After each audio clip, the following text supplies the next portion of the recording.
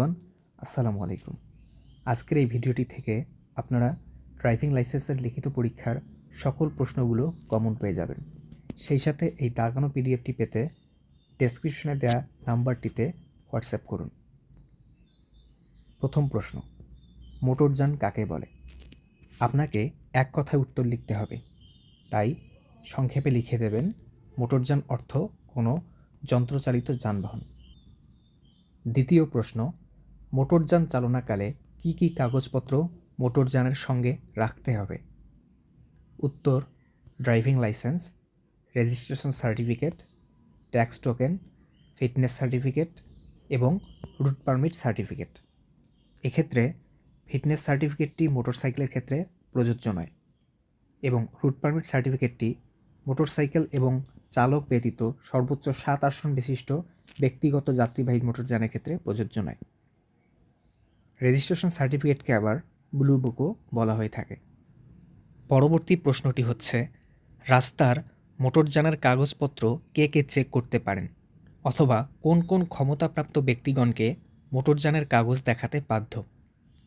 এর উত্তর, sub inspector বা সার্জেন্ট পদমর্যাদার নিচে নয় এমন কোনো পুলিশ অফিসার অথবা কর্তৃপক্ষ কর্তৃক এতদুদ্দেশ্যে ক্ষমতাপ্রাপ্ত কোনো মোটরযান পরিদর্শক বা অন্য কোনো ব্যক্তির চাহিদা মোতাবেক।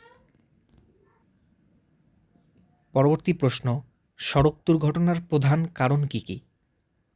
উত্তর হচ্ছে, অতিরিক্ত আত্মবিশ্বাস, মাত্রাতিরিক্ত গতিতে মোটরযান চালানো, অননুমোদিত ওভারটেকিং, অতিরিক্ত যাত্রী ও মালামাল বহন ইত্যাদি। আপনাকে অবশ্যই সর্বনিম্ন 3টি কারণ উল্লেখ করতে হবে। মহাসড়কে যাত্রীবাহী বা পণ্যবাহী মোটরযানের সর্বোচ্চ গতিসীমা কত? উত্তর হচ্ছে, যাত্রীবাহী মোটরযানের সর্বোচ্চ গতি ঘন্টায় 80 কিলোমিটার এবং পণ্যবাহীর ক্ষেত্রে গতি ঘন্টায় 60 কিলোমিটার। আবার শীতকালে কুয়াশাচ্ছন্ন রাস্তায় ফগলাইট জ্বালানোর অবস্থায় মোটরযানের সর্বোচ্চ গতিসীমা 40 কিলোমিটার। পরবর্তী প্রশ্নটি হচ্ছে, ড্রাইভিং লাইসেন্স কী? নির্দিষ্ট শ্রেণীর মোটরযান চালাইবার জন্য কোনো ব্যক্তিকে কর্তৃপক্ষ কর্তৃক প্রদত্ত লাইসেন্সটি হচ্ছে ড্রাইভিং লাইসেন্স। ড্রাইভিং লাইসেন্স পাওয়ার সর্বনিম্ন বয়স কত? অপেশাদার ড্রাইভিং লাইসেন্সের ক্ষেত্রে সর্বনিম্ন বয়স 18 বছর এবং পেশাদার ড্রাইভিং লাইসেন্সের ক্ষেত্রে সর্বনিম্ন বয়স 21 বছর। হালকা মোটরযান কাকে বলে? আনলেডেন বা অবোঝাইকৃত ওজন 7500 কিলোগ্রামের অধিক নয় এমন যানবাহন। মধ্যম বা মাঝারি মোটরযান কাকে বলে? অবোঝাইকৃত ওজন 7501 থেকে 12000 কিলোগ্রাম পর্যন্ত যানবাহনসমূহকে। ভারী মোটরযান কাকে বলে?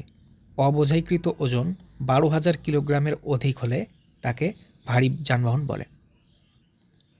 এখনকার প্রশ্নগুলো অর্থাৎ সবুজ চিহ্নযুক্ত প্রশ্নগুলো খুবই গুরুত্বপূর্ণ।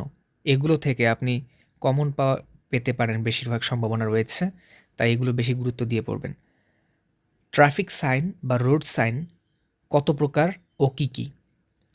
ট্রাফিক সাইন বা চিহ্ন প্রধানত 3 প্রকার: বাধ্যতামূলক, যেটা বৃত্তাকৃতির, সতর্কতামূলক, ত্রিভুজাকৃতির এবং তথ্যমূলক, আয়তক্ষেত্রাকার।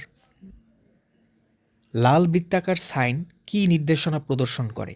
আমরা আগেই দেখেছি, লাল বৃত্তাকার সাইনগুলো বাধ্যতামূলক। এখানে লাল যেহেতু থাকবে তাই নিষেধ বোঝাবে, আর নীল থাকলে সেটা হচ্ছে অবশ্য পালনীয়। লাল বৃত্তাকার সাইন নিষেধ বা করা যাবে না, নীল বৃত্তাকার সাইন অবশ্য পালনীয় নির্দেশনা প্রদান করবে। আবার লাল ত্রিভুজাকৃতির সাইন সতর্ক হওয়ার নির্দেশনা প্রদান করবে এবং আয়তাক্ষেত্রাকার সাইন তথ্যমূলক নির্দেশনা প্রদান করবে। পরবর্তী প্রশ্নটি, নীল রঙের আয়তক্ষেত্র কোন ধরনের সাইন? সাধারণ তথ্যমূলক সাইন। সবুজ রঙের আয়তক্ষেত্র কোন ধরনের সাইন? পথনির্দেশক তথ্যমূলক সাইন। কালো বর্ডারের সাদা রঙের আয়তক্ষেত্র কোন ধরনের সাইন? এটিও পথনির্দেশক তথ্যমূলক সাইন, যা মহাসড়ক ব্যতীত অন্যান্য সড়কে ব্যবহৃত হয়। ট্রাফিক সিগন্যাল বা সংকেত কত প্রকার ও কী কী? ট্রাফিক সিগন্যাল ৩ প্রকার: বাহুর সংকেত, আলোর সংকেত, শব্দ সংকেত। রোড সাইন এবং ট্রাফিক সিগন্যাল এই কথাটির মধ্যে কিন্তু পার্থক্য রয়েছে। রোড সাইনগুলো ৩ প্রকার, সেগুলো হচ্ছে সতর্কতামূলক, তারপর হচ্ছে আপনার বাধ্যতামূলক এবং তথ্যমূলক। আর ট্রাফিক সিগন্যাল হচ্ছে বাহুর সংকেত, আলোর সংকেত, শব্দ সংকেত। ট্রাফিক লাইট সিগন্যালের চক্র বা অনুক্রমগুলি কী কী? এটি খুব গুরুত্বপূর্ণ প্রশ্ন।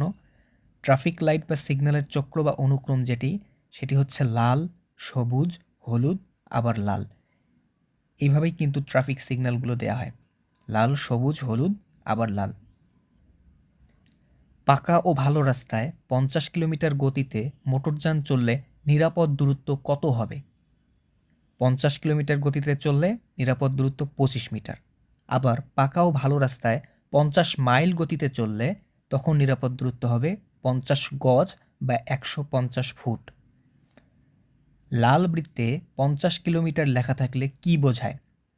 লাল বৃত্তে 50 কিলোমিটার মানে সর্বোচ্চ গতিসীমা ঘন্টায় 50 কিলোমিটার। আবার যদি নীল বৃত্তে 50 কিলোমিটার লেখা থাকে সেক্ষেত্রে সর্বনিম্ন গতিসীমা হচ্ছে 50 কিলোমিটার। লাল বৃত্তের মধ্যে হর্ন আঁকা থাকলে কি বোঝায়?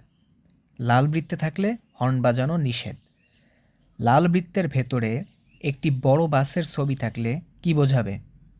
বাস প্রবেশ নিষেধ। আমরা আগেই জেনেছি লাল বৃত্ত মানেই হচ্ছে নিষেধ। লাল বৃত্তে একজন চলমান মানুষের ছবি আঁকা থাকলে কি বোঝায়? পথচারী পারাপার নিষেধ। লাল ত্রিভুজে একজন চলমান মানুষের ছবি আঁকা থাকলে কি বোঝায়? সামনে পথচারী পারাপার। আমরা জেনেছি ত্রিভুজ হচ্ছে সতর্কতামূলক সাইন, অর্থাৎ সামনে পথচারী পারাপার রয়েছে, তাই আপনাকে অবশ্যই সতর্ক হতে হবে। লাল বৃত্তের ভেতর একটি লাল ও একটি কালো মোটরযান থাকলে কি বোঝায়? এটি হচ্ছে ওভারটেকিং নিষেধ। এই চিহ্নটি খুবই গুরুত্বপূর্ণ। যখন আপনি ভাইভা দেবেন, অর্থাৎ রোড সাইন সম্পর্কে আপনাকে প্রশ্ন করলে এই প্রশ্নটি বেশিরভাগ ক্ষেত্রেই করার সম্ভাবনা থাকে। এটা হচ্ছে ওভারটেকিং নিষেধ। একটা লাল বৃত্তের ভেতরে একটা কালো এবং একটি লাল মোটরযান থাকবে। কোন কোন স্থানে মোটরযানের হর্ন বাজানো নিষেধ? নীরব এলাকায়। নীরব এলাকাগুলো হচ্ছে হাসপাতাল, শিক্ষা প্রতিষ্ঠান, অফিস আদালত বা অনুরূপ প্রতিষ্ঠানসমূহের চতুর্দিকে 100 মিটার পর্যন্ত এলাকা। কোন কোন স্থানে ওভারটেক করা নিষেধ? ওভারটেকিং নিষেধ সম্বলিত সাইন যেখানে রয়েছে, তাছাড়াও জাংশনে, ব্রিজ কালভার্ট বা তার আগে পরে নির্দিষ্ট দূরত্ব পর্যন্ত, সরু রাস্তায় কিংবা হাসপাতাল বা শিক্ষা প্রতিষ্ঠানের এলাকায়। কোন কোন স্থানে মোটরযান পার্কিং করা নিষেধ? যেখানে পার্কিং নিষেধ সম্বলিত সাইন রয়েছে, তাছাড়াও জাংশনে, ব্রিজ কালভার্টের ওপর, সরু রাস্তায়, হাসপাতাল বা শিক্ষা প্রতিষ্ঠানের এলাকায়, পাহাড়ের ঢালে বা ঢালু রাস্তায়, ফুটপাতে, পথচারী পারাপার বা আশপাশে, বাস স্টপেজ বা তার আশপাশে এবং রেল ক্রসিং ও তার আশপাশে। এখানে পার্কিং করা যাবে না। অবশ্যই আপনাকে 3 থেকে 4টি অপশন লিখতে হবে। মোটরযান রাস্তার কোন পাশ দিয়ে চলাচল করে? মোটরযান রাস্তার বাম পাশ দিয়ে চলাচল করে। লেভেল ক্রসিং বা রেল ক্রসিং কত প্রকার ও কি কি? লেভেল ক্রসিং বা রেল ক্রসিং 2 প্রকার: অরক্ষিত এবং সুরক্ষিত। মোটরযানের পেছনের অবস্থা পর্যবেক্ষণের জন্য পরপর কতক্ষণ পরপর লুকিং গ্লাস দেখতে হবে? এটা হচ্ছে প্রতি মিনিটে 6 থেকে 8 বার। এই প্রশ্নটি খুবই গুরুত্বপূর্ণ, এটা বারবার আসতে দেখা যায়। পরের প্রশ্নটি হচ্ছে রাস্তার ওপর প্রধানত কি কি ধরনের রোড মার্কিং অঙ্কিত থাকে? এটার উত্তর হচ্ছে 3 ধরনের রোড মার্কিং অঙ্কিত থাকে। এই রোড মার্কিংগুলো হচ্ছে ভাঙা লাইন, যা অতিক্রম করা যায়; একক অখণ্ড লাইন, যা অতিক্রম করা নিষেধ; এবং দ্বৈত অখণ্ড লাইন অতিক্রম করলে সেটা আইনত দণ্ডনীয় হবে। কোন কোন মোটরযানকে ওভারটেক করার সুযোগ দিতে হবে? যে মোটরযানের গতি বেশি, অ্যাম্বুলেন্স, ফায়ার সার্ভিস কিংবা জরুরি সার্ভিস, ভিভিআইপি মোটরযান ইত্যাদি। মোটরযানের ড্যাশবোর্ডে কি কি ইনস্ট্রুমেন্ট থাকে? স্পিডোমিটার, মোটরযানের বেগ কত তা দেখায়; ওডোমিটার, তৈরির প্রথম থেকে মোটরযান কত কিলোমিটার বা মাইল চলেছে তা দেখায়; ট্রিপ মিটার, এক ট্রিপে মোটরযান কত কিলোমিটার বা মাইল চলে গেছে তা দেখায়। টেম্পারেচার গেজ ইঞ্জিনের তাপমাত্রা দেখায় এবং ফুয়েল গেজ মোটরযানের তেলের পরিমাণ দেখায়। মোটরযানে কী কী লাইট থাকে? প্রশ্নটি গুরুত্বপূর্ণ। Headlight, park light, brake light, reverse light, indicator light, fog light এবং নম্বর প্লেট লাইট, এই 7 ধরনের লাইট থাকে। আপনার 3 থেকে 4টি লিখলেই যথেষ্ট। 4 হুইল ড্রাইভ কখন প্রয়োগ করতে হয়? পিচ্ছিল কর্দমুক্ত রাস্তায় চলার সময়। টুলবক্স কী? টুলবক্স হচ্ছে যন্ত্রপাতির বক্স। সবুজ রঙের যে প্রশ্নগুলো দাগানো রয়েছে সেগুলো বেশি গুরুত্বপূর্ণ, নীল রঙে যেগুলো আছে সেগুলো একটু কম গুরুত্বপূর্ণ। আপনারা একটু দেখে নেবেন এই প্রশ্নগুলো, আমি এগুলো পড়ছি না। মোটরযান রাস্তায় চলার সময় হঠাৎ ইঞ্জিন বন্ধ হয়ে গেলে প্রথমে কি চেক করতে হবে? ফুয়েল বা জ্বালানি আছে কিনা তা চেক করতে হবে। ইঞ্জিনে অয়েল বা মোবিলের পরিমাণ কিসের সাহায্যে পরীক্ষা করা হয়? প্রশ্নটি গুরুত্বপূর্ণ। ডিপস্টিকের সাহায্যে। নিয়মিত ব্যাটারির কি পরীক্ষা করা উচিত? পানির লেভেল। সময় ও প্রয়োজন মতো ব্যাটারিতে ডিস্টিলড ওয়াটার না দিলে কি হয়? ব্যাটারির ক্যাপাসিটি কমে যায় এবং প্লেট নষ্ট হয়ে যায়। মরিচা পরিষ্কার করার পর টার্মিনালে কি করা উচিত? গ্রিজ লাগানো উচিত। এই 3টি প্রশ্নই গুরুত্বপূর্ণ। মোটরযানে ব্যবহৃত ব্যাটারির ভোল্টেজ কত থাকে? 6 বা 12 ভোল্ট। বড় ট্রাকে বা বাসে 24 ভোল্টের ব্যাটারিও দেখতে পাওয়া যায়। এখনকার প্রশ্নগুলো ইঞ্জিন মেকানিজম সম্পর্কিত এবং এগুলো পেশাদারদের জন্য খুবই গুরুত্বপূর্ণ, অর্থাৎ যারা পেশাদার ড্রাইভিং লাইসেন্সের আবেদন করেছেন তাদের জন্য গুরুত্বপূর্ণ।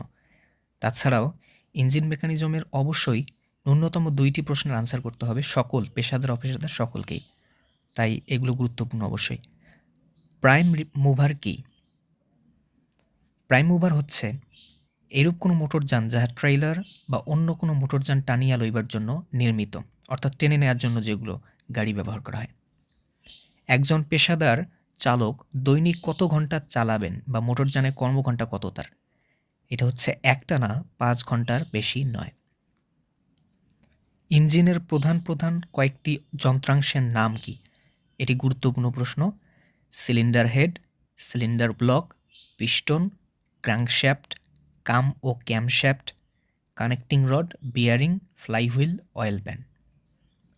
কি কি লক্ষণ দেখা দিলে ইঞ্জিন ওভারহোলিং করার প্রয়োজন হয়? ইঞ্জিনের জ্বালানি এবং লুব অয়েল বেশি খরচ হলে, ইঞ্জিন হতে অত্যধিক পরিমাণে কালো ধোঁয়া বের হলে, বোঝা বহন করার ক্ষমতা কমে গেলে, ফার্স্ট গিয়ারে উঁচু রাস্তার উঠবার সময় ইঞ্জিন মোটরযানকে টানতে না পারলে। ফ্যান বেল্ট কোথায় থাকে? ইঞ্জিনের পুলি, ফ্যান পুলি ও ডায়নামো পুলির ওপরে পরানো থাকে। ইঞ্জিন কুলিং সিস্টেমের কাজ উদ্দেশ্য কী? অতিরিক্ত তাপমাত্রা হ্রাস করে ইঞ্জিনকে কার্যকরী তাপমাত্রায় রাখা। রেডিয়েটরের কাজ কী? খুবই গুরুত্বপূর্ণ, পানিকে ঠান্ডা করা। কুলিং ফ্যানের কাজ কী? রেডিয়েটরের ভেতর দিয়ে বাতাস প্রবাহিত করা এবং গরম পানিকে ঠান্ডা করা। এয়ার ক্লিনারের কাজ কী? ধূলিকণা থাকে তা পরিষ্কার করে বিশুদ্ধ বাতাস ইঞ্জিনে সরবরাহ করা। কার্বুরেটরের অবস্থান কোথায় এবং এর কাজ কী? অবস্থান হচ্ছে ইঞ্জিনের ইনটেক ম্যানিফোল্ডের ওপরে ও এয়ার ক্লিনারের নিচে, আর এটার কাজ হচ্ছে ফুয়েল ও বাতাসকে নির্দিষ্ট অনুপাতে মিশ্রিত করে ইঞ্জিনে সরবরাহ করা। ডিস্ট্রিবিউটরের কাজ কী? প্রত্যেকটি হায়ার স্পার্ক প্লাগে হাই ভোল্টেজ কারেন্ট পৌঁছে দেওয়া ডিস্ট্রিবিউটরের কাজ। কন্ডেন্সারের কাজ কী? কন্ডেন্সারের কাজ ডিস্ট্রিবিউটরের কন্ট্যাক্ট ব্রেকার পয়েন্টকে পুড়ে যাওয়া থেকে রক্ষা করা। ডিস্ট্রিবিউটরের কন্ট্যাক্ট ব্রেকার পয়েন্টকে পুড়ে যাওয়া থেকে রক্ষা করা হচ্ছে কন্ডেন্সারের কাজ। স্পার্ক প্লাগ কোথায় থাকে? পেট্রোল ইঞ্জিনের সিলিন্ডার হেডে। এয়ারলক ও ভেপারলক কী? এয়ারলক হচ্ছে বাতাস প্রবেশের কারণে ফুয়েল সরবরাহ বন্ধ হয়ে যাওয়া, আর বাষ্পের চাপে লাইনের ভেতর ফুয়েল সরবরাহ বন্ধ হয়ে যাওয়াটা হচ্ছে ভেপারলক। ডিজেল ইঞ্জিনে গভর্নরের কাজ কী? গভর্নর ডিজেল ইঞ্জিনের ফুয়েল বা ডিজেল সরবরাহকে নিয়ন্ত্রণ করে ইঞ্জিনের স্পিড বা গতি নিয়ন্ত্রণ করে। ধন্যবাদ সবাইকে ভিডিওটি দেখার জন্য। এরকম ভিডিও পেতে অবশ্যই লাইক এবং সাবস্ক্রাইব করে রাখবেন। আসসালামু আলাইকুম।